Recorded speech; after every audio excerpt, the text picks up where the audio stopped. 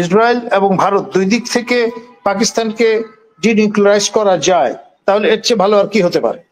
Israel যেটা করেছে, এর আগে ইরাকে সিরিয়াতে হামলা চালিয়েছে সরাসরি নিজেরা, এবং নিউক্লিয়ার রিঅ্যাক্টর যা ছিল সেগুলো নকআউট করে দিয়েছে। পাকিস্তানের ক্ষেত্রে এটা সম্ভব হচ্ছে না এই জন্য যে দূরত্ব অনেক বেশি। ভারতের সহায়তা ছাড়া ইসরায়েল কোনো অবস্থায় পাকিস্তানে সেটা সাকসেসফুলি ক্যারি আউট করতে পারবে না, এটা তারা খুব ভালো করে জানে। কাহুটা পৌঁছাতে হলে তাদের যথেষ্ট কাঠখড় পোড়াতে হবে। যে তারা চাচ্ছেন বাংলাদেশ এবং পাকিস্তানকে ভারতের অন্তর্ভুক্ত করতে, এবং সেই লক্ষ্যে কিন্তু স্থির লক্ষ্যে তারা অগ্রসর হচ্ছেন। আমাদের কারো কোনো খবরও নাই, বিষয়টা নিয়ে কেউ কথা বলে না। আপনার যদি তথ্য না থাকে, ভারতের মতো একটি দেশ যেটি কঠিন একটি রাষ্ট্র, সেখানে কোনো সংগঠন আপনার আইনত কাজ করবার জন্য সেন্ট্রাল গভর্নমেন্টের পারমিশন ছাড়া কাজ করতে পারে না। তারা অফিস স্থাপন করে রীতিমতো দীর্ঘদিন ধরে ক্যাম্পেইন করছে, ওয়েবসাইটও আছে, যে কোনো লোক অ্যাক্সেস করতে পারে। গ্লোবাল মানি মার্কেট নিয়ন্ত্রণ করে Jewish lobby. Media sector in the world তারা কিন্তু ইনফ্লুয়েন্স করে, তারা সবচেয়ে বড় স্টেক হোল্ডার। এখন আপনি আমি বা আমাদের ব্যারিস্টার সারোয়ার যতই আমরা বলি যে এটাতে সন্দেহ থাকতে পারে, বড় প্রশ্নবোধক চিহ্ন দাঁড় করিয়ে দেওয়া যেতে পারে, কিন্তু এটা তো খাবে না, ইন্টারন্যাশনাল কমিউনিটি খাবে না, আপনার ইউরোপীয় ইউনিয়ন খাবে না, নর্থ আমেরিকা খাবে না। তো ফলে ব্যাপারটা দাঁড়াচ্ছে এরকম। এখানে আরেকটা ফ্যাক্টর কিন্তু ভুলে গেলে চলবে না, ইরান একটা সফট টার্গেটে পরিণত হয়েছে। এই নিউক্লিয়ার ইস্যু নিয়ে ইসরায়েল রীতিমতো পারসুয়েট করছে আমেরিকাকে যাতে ইরানে হামলা চালায়। এখন ইসরায়েল যেটা বিবেচনায় রাখছে সেটা হচ্ছে পাকিস্তান হচ্ছে ফ্রন্টলাইন স্টেট আপনার ইরানের এক অর্থে। তো ফলে এই ফ্রন্ট থেকে যাতে কোনো রকমের সাহায্য না আসে পাকিস্তানের, সেই জন্য এঙ্গেজ করে যদি দেয়া যায় ইন্ডিয়ার সঙ্গে বাইল্যাটারাল এই ঝামেলার মধ্যে, তাহলে কোনো লজিস্টিক সাপোর্ট পাকিস্তানের পক্ষ থেকে ইরান পাবে না। এবং ইরান, টার্কি এবং পাকিস্তান এই তিনটি মধ্যে দুটি সুন্নি রাষ্ট্র, একটি এশিয়া রাষ্ট্র, এবং তারা সবাই মুসলমান। আরসিডি রিজিওনাল কোঅপারেশন ডেভেলপমেন্ট বলে যে ফ্রেমওয়ার্ক আছে তার সদস্য তারা। তো সেখানে দুই দিক থেকে ইরানের উপর চাপ তৈরি করা যাবে। এর ফলে ইসরায়েল ট্যাকটিক্যালি বিষয়টাকে সেভাবে দেখছে, এবং তারা যদি ইরানকে ডিনিউক্লিয়ারাইজ করতে সমর্থ হয় তাহলে definitely next target would be Pakistan, তো কোনো সন্দেহ নেই। তো set a thief to catch a thief policy একটা আছে, সেটা এক জিনিস। আরেকটা হচ্ছে যদি ইসরায়েল এবং ভারত দুই দিক থেকে পাকিস্তানকে ডিনিউক্লিয়ারাইজ করা যায়, তাহলে এর চেয়ে ভালো আর কি হতে পারে?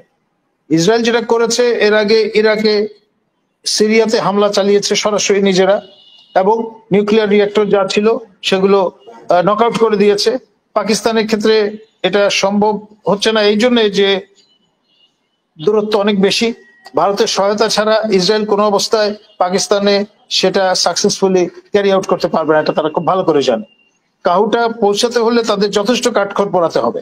সর্বশেষ যে ঘটনাটি সেটি হচ্ছে বালুচিস্তানের রাজধানী কোয়েটার স্টেশনে আজকে ভয়াবহ বিস্ফোরণ ঘটেছে এবং 4 জন ব্যক্তি হতাহত হয়েছে, এবং যে যুদ্ধ ঝুঁকি সেটি আরো বেড়ে গেল এর মধ্য দিয়ে। এক, দ্বিতীয়ত আপনার এমনি আমরা আগে থেকে জানি যে বালুচিস্তান রেস্টিভ, এবং এটা ছিল একটা প্রিন্সলি স্টেট, খানাত অফ কালাত, এবং তারা ব্রিটিশরা যখন চলে গেল তখন যে থার্ড ফর্মুলা ছিল প্রিন্সলি স্টেট গুলোর জন্য, তার অনুসরণে পাকিস্তানে তারা যোগ দিয়েছিল।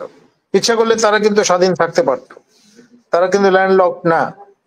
এবং গোয়াদর যে পোর্টটা, এটা ছিল ওমানের একটা এনক্লেভ, সেটি 53 সনের দিকে পাকিস্তান ওমানের সুলতানের কাছ থেকে ক্রয় করেছে।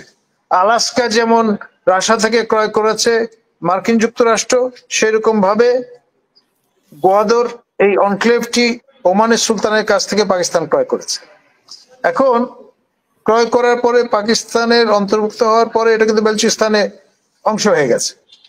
এখন যে চেষ্টাটা চলছে ভারতের পক্ষ থেকে, আমাদের এক দর্শক লিখেছেন যে 7 সেনা নিহত বেলুচিস্তানে। ঠিক আছে, আমি 4 জনের হতাহতের কথা বলছিলাম, তার মানে সংখ্যা আরো বেড়েছে।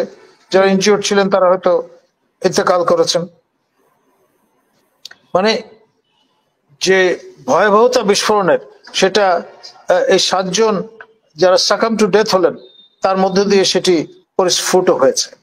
তো যেটা আমি বলছিলাম, বেলুচিস্তানকে পাকিস্তান থেকে বিচ্ছিন্ন করবার একটা প্রজেক্ট হাতে নেওয়া হয়েছে এবং একটা সংগঠন কাজ করছে দিল্লিতে অফিস, রিইউনিফিকেশন অফ ইন্ডিয়া, এবং তার প্রিয়াম্বলে বলা আছে যে তারা চাচ্ছেন বাংলাদেশ এবং পাকিস্তানকে ভারতের অন্তর্ভুক্ত করতে, এবং সেই লক্ষ্যে কিন্তু স্থির লক্ষ্যে তারা অগ্রসর হচ্ছেন। আমাদের কারো কোনো খবরও নাই, বিষয়টা নিয়ে কেউ কথা বলে না।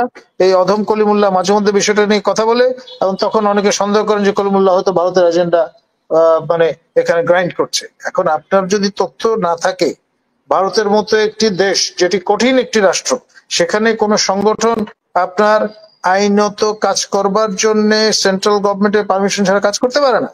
তারা অফিস স্থাপন করে রীতিমতো দীর্ঘদিন ধরে ক্যাম্পেইন করছে, ওয়েবসাইটও আছে, যে কোনো লোক অ্যাক্সেস করতে পারে।